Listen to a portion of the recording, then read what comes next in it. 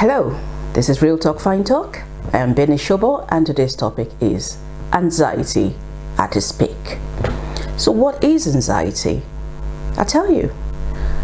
My description of anxiety is a constant worry in your mind. It's like a plague, and it just destabilizes you. You have no control over it. It's more than worry. I mean, people will associate anxiety with worry, but I would just tell you this: it is more than worrying. It's deeper than that. It's beyond your control.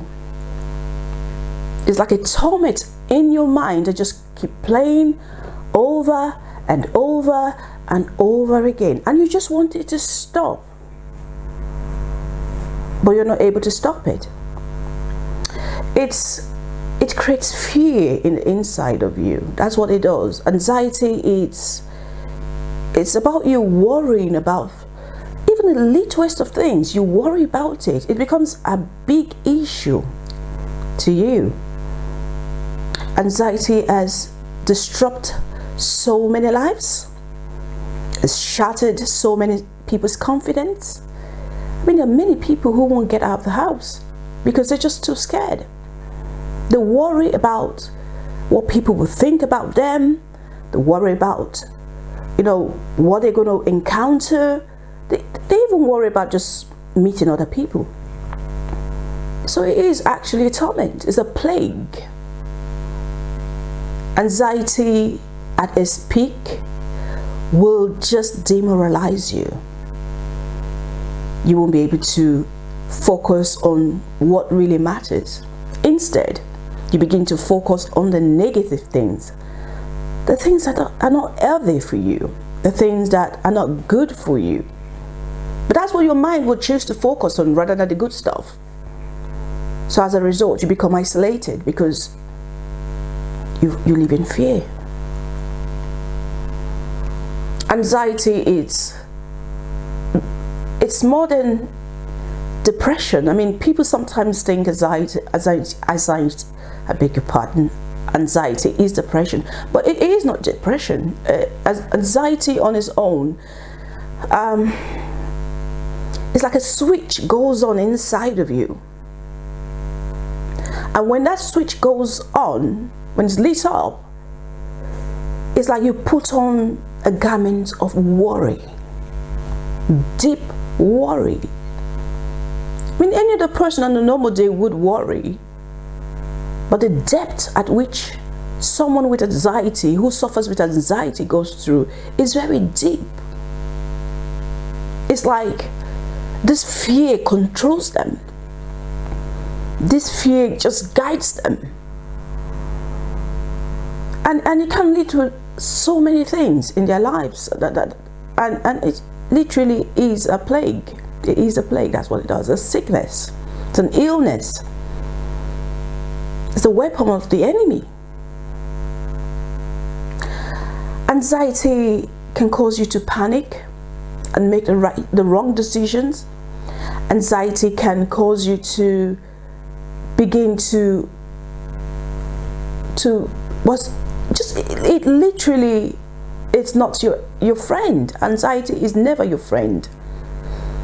Anxiety will come as a result of maybe you've experienced you had a bad experience and you didn't deal with it, or maybe it's something that never really left your mind. So it is a build-up stuff that can cause anxiety, and then you get to the point where you worry. An example would be a boy or girl who went to secondary school, and while they were there, they were bullied, and then they grew up to become young people, but they never really dealt with that issue. And as they grow older, because the issue is not being dealt with, what happens is their mind, this thing is stored in their mind, and then it will begin to come out gradually. It will begin to come out, and it is very progressive, and it progresses very quickly if it's not handled immediately. And before you know it, the thought of what they went through is magnified. That's what anxiety does. Anxiety is like a microscope. The issue you're dealing with might be little, but anxiety will focus on that thing and make it like a big mountain to you. And what do you do when you're faced with a mountain? It's intimidating. How do you go around it? How do you go over it? That's what anxiety does. Anxiety will cause you to focus on the negative rather than the positive. It will cause you to focus on financial worries rather than the joys of life. It's a choice. It makes a choice for you. You don't really make the choice. Anxiety at its peak will make the choice for you. It's like you have no control over your mind. 24/7, your mind is at work. It's like a CPU of a computer. Your brain is constantly working and you want to rest. You want it to stop. But this thing that you've not dealt with in your heart, it just keeps playing like a movie. It keeps playing and the volume is loud, really loud. That's why you see some people, they just can't function at work because they go into panic mode when anxiety begins in their lives. It's not always, it's not constant like depression is. There are moments where you will feel fine and you're able to cope normally, but then there are times when it starts. This usually, there are triggers. The more you deal with it, the more you begin to understand what the triggers are. And when you begin to sense it's happening, you need to nip it. You need to nip it immediately because it will just expound. It will just become so progressive. Some people even go into a fit. They literally shake. Some people go into a withdrawal. Some people just go into a mode of just looking at you. They can't speak because the fear just comes upon them like a garment. Anxiety at its worst is like you having someone has got a remote control and they're controlling you with it. That's what anxiety at its peak is. It will control your life. It will control how you think. It will control what you do. It will control your energy. It will control your brain, your CPU. It will control it. And then the worst part of it is it will control your mind. So your soul is never at rest. You're worried. You're fearful. As humans, we have this, we're built to be resistant. We're built to experience before, sometimes we judge. No, anxiety doesn't give you that. Anxiety judges for you. It makes judgment for you. It's like it wants to be your best friend. And you don't want it. You're telling it, shut up, get out. But say, no, I stick with you. No, my gosh, anxiety is a plague. I know there are medications for it to just help settle your mind. But in my case, when I experienced it, my God, it was shocking. I knew people talked about anxiety. I knew what it meant because from time to time, when I suffered with depression for over 20 years, I knew I worried a bit. But the day anxiety became at its peak in my life, it was about an issue that, I was worried about. I wanted it to be resolved. But I really didn't deal much with it. I left it for a while. And lo and behold, what happened was this. Anxiety came into the picture at its peak and it began to control my mind. I couldn't eat. I couldn't sleep. I couldn't even watch television. I couldn't watch a movie. My mind was constantly on this thing. I was worrying about what this person was thinking. I was thinking for that person. I was thinking for the other people around the person. I was thinking about my reputation. I was thinking about when next I'm going to see them. I'm going to be, my God, it was like 24/7. It was up here, right up here. My brain wouldn't stop functioning. I didn't know what to do, because I never experienced it at that level before. It was like someone had a remote control and was pressing it. If you wanted me to dance, it was easy. Press it. I just start dancing. If you wanted me to sing, you press it. And I started to sing. That was what anxiety at its peak was in my life. Anxiety at its peak is like you climbing a mountain. You started at the foot of the mountain, and as you begin to climb, it gets harder. I've met people who suffer from mental health issues, and a few of them have said to me that anxiety has ruined their lives. It's literally destabilized these people. Some of them won't leave their house. No, they won't leave their houses. Some of them literally can't even talk on the phone. It's like they're so scared. They're scared of the unknown. I mean, again, we're people, it's bound to, we are scared of the unknown, really, isn't it? But with anxiety, it's always at the extreme. You can't have a middle in anxiety. No middle ground. It's from one end to the extreme,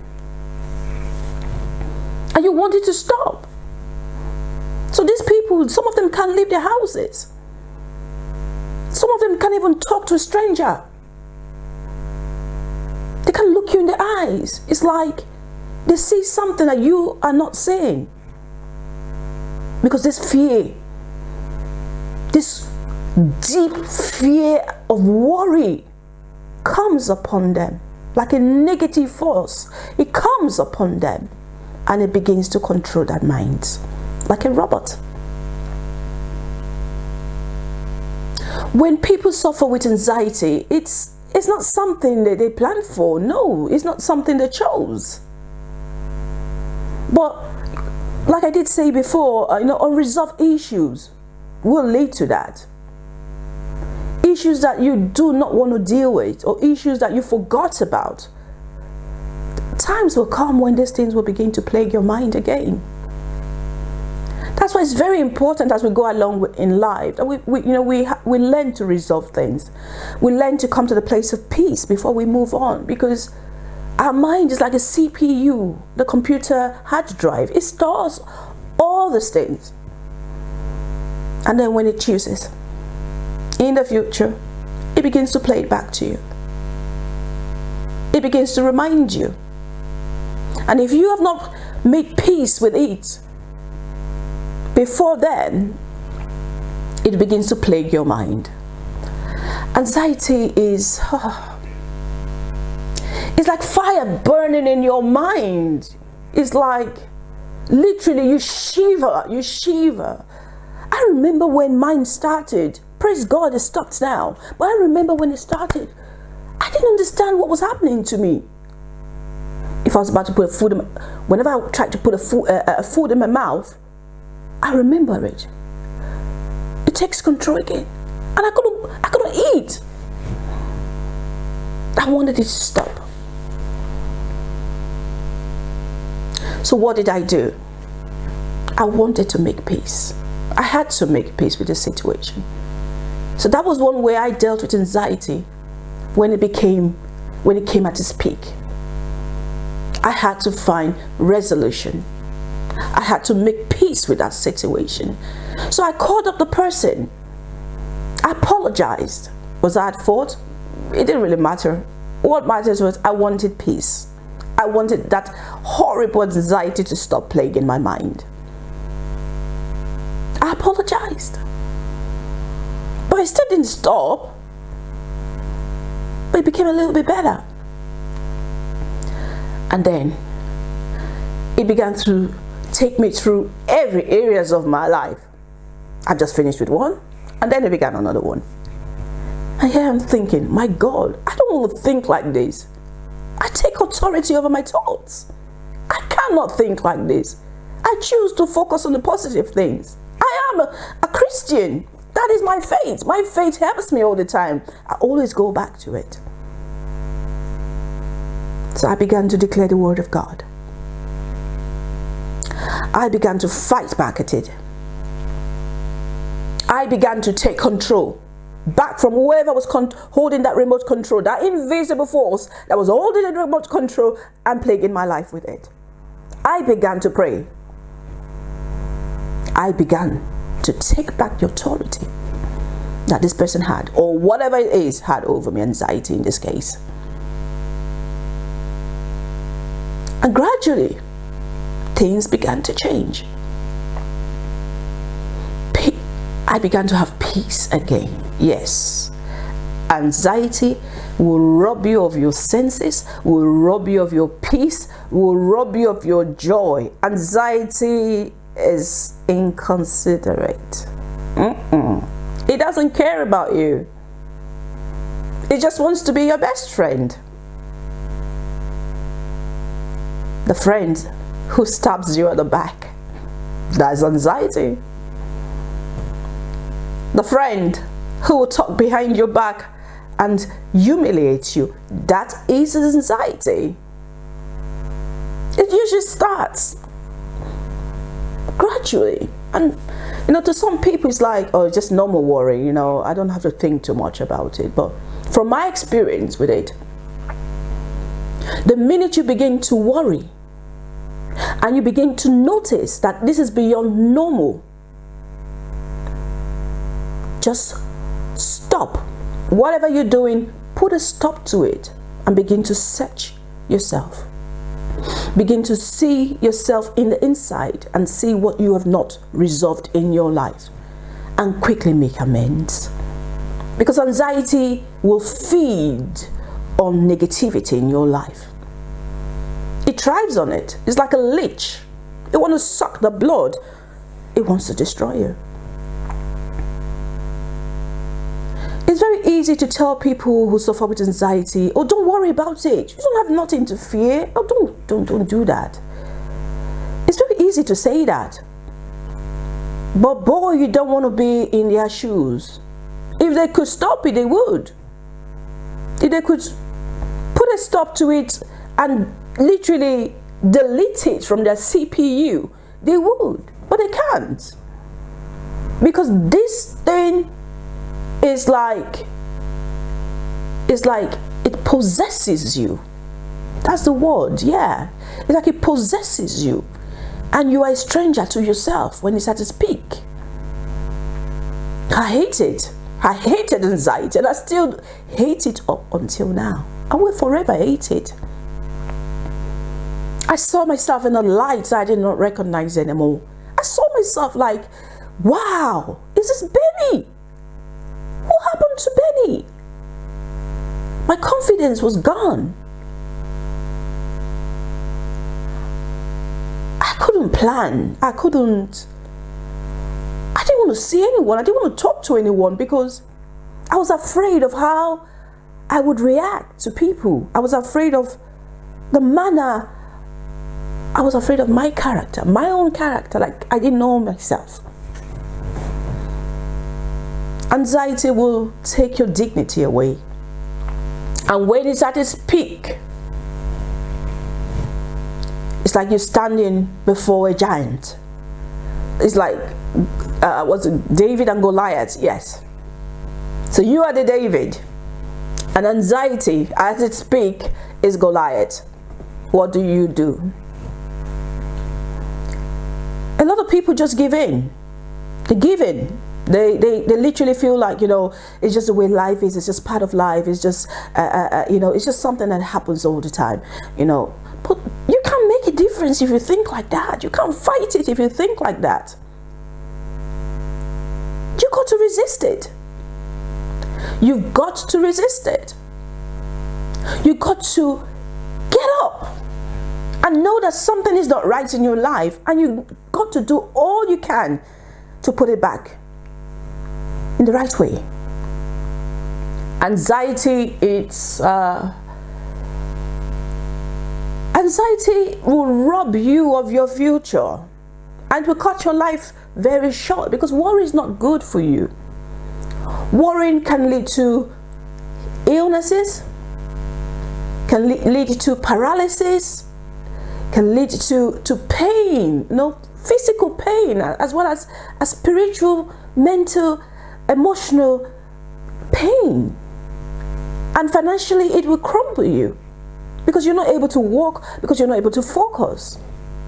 So it's something you've got to deal with immediately. And the way to deal with it, in my case, I prayed. Yes, I prayed. And I used the word of God as my weapon. I spoke back to it. And I said, you anxiety, I have authority over you. You are not my life. I am responsible for my life. And what I do is what I'm responsible for. I am not responsible for what you do. Anxiety, you are responsible for that. But I'm going to take back that authority I gave to you by not dealing with the situation that I ought to have in the past. Take stock of your life. Sit down. Begin to think. Is there anyone you haven't forgiven? Is there anyone who's hurt you? Is there anyone who you feel like, you never want to see in your life again? You see, forgiveness is a very powerful thing. For me, in my case, forgiveness was what helped me. I forgave this person, and therefore I found peace. You have to forgive. You don't forgive because it's anything to do with that person. You forgive because your soul needs rest. You forgive because you need peace of mind. You forgive so that there will be joy in your life. So you forgive because of yourself, because you know the benefit of it. But until you do that, these things will not leave you. There are bed bugs. They'll feed on you. Anxiety, it will aggravate you. It will cause you to behave in a manner that you are not even aware of, a manner that is a stranger to you, and you're wondering to yourself, how did I get here? What brought me here? But there were signs that you neglected to see. Nobody just wakes up from bed and then don't want to go out. No. I mean, you literally close your door, lock it, and say, from today, I refuse to want to see people. From today, I choose to be scared. No, it doesn't work like that. It's usually a gradual process. So it's best to recognize it when it's beginning, before it progresses and gets to its peak. Because at its peak, it is very destructive. It will rob you of your friends. It will rob you of your relationships. It will disrupt your life. It will take away your dignity. You got to remember that anxiety is a temporary issue. It's not permanent. Because when you're going through anxiety, it's very easy to think that this is just the way life is and it's just like this forever. No, guys. It's temporary. Like I said, it's not like depression that clings on to you 24/7. No, anxiety will come from time to time. But then at its peak, it's almost like every day. But remember, it is temporary. And let that encourage you. Encourage yourself by saying this is temporary and it's subject to change. Don't allow it. Don't allow anxiety. You don't make bad friends, do you? You don't purposefully go out and say, I want to make friends with that bad person. I want to make friends with that killer. You don't do that. But that's what you're choosing to do when you accept anxiety in your life and not fight back. You don't want to do that. Pace yourself. You have to pace yourself. And when you suffer with anxiety, I would just advise you this. Try not to make especially when it's ongoing and it's at its peak. Don't make rush decisions, because you're not really yourself at that moment, you see. So don't be quick to make decisions. Wait until it's over, and then you're calm and you're rational, then make the right decisions. So what can you do to help yourself when you're feeling anxiety, especially at its peak? I tell you, number one, remember to forgive, like I said. Let it go. Let the past go, because it will haunt you. It will haunt you and haunt you until you change something in your life. Change is you accepting something different other than what you're used to. That's what changes. And another thing is, you need to understand that worrying will not solve anything in your life. No. You know, there's a scripture that I know about. It talks about, you know, how we worry, but we can't have even a hair on our head. We can't even do that. Our worrying is useless. But anxiety will make you feel that worrying is the most important thing in your life. But it's useless. We need to put a stop to that. And then if you're a person of faith, pray. Even if you're not a person of faith, try praying. It helped me. It brought me peace. Another thing you can do is occupy yourself with what you like to do, your hobbies. Go out, go walking, read a book. Well, that's when you have peace. Read a book, yes, because at the peak, anxiety at the peak, my God, you couldn't do anything. You just couldn't do anything. But yeah, when it's calm, you relax. Read your book, play music, good music. Music that doesn't challenge your soul, but smooths your soul instead. Music that edifies you. Watch good movies. Movies that can take your mind from chaos onto peace. Movies that gives meaning to your life, that adds to you rather than take away. Focus on those things. Another thing you can do is fight. Fight it. Fight. Yes, fight. We're humans. Humans are built to defend themselves. I mean, from when we were born, you know, children, when they come out, immediately they start to cry. The survivor instinct kicks in. They start to cry. They want milk, cry. They want their diapers changed, cry. They fight for attention.